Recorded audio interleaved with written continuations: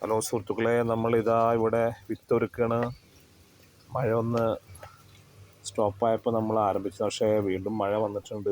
അത് കുഴപ്പമില്ല, നമ്മളെ വിത്തുകൾ ഉഷാറായിട്ട് ഉണ്ടാവട്ടെ.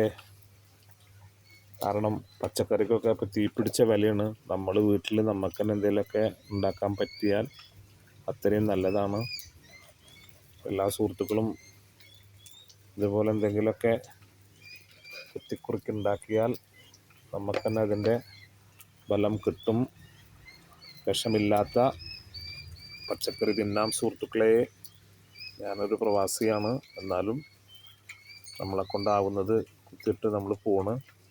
പിന്നെ വീട്ടുകാർ ബാക്കി പരിപാലിച്ചാൽ അവർക്ക് തിന്നാം, ഇല്ലെങ്കിൽ അവർ വിഷമുള്ളത് തന്നെ വാങ്ങിച്ച് തിന്നോട്ടെ. എന്താണ്, ഓക്കെ അല്ലേ?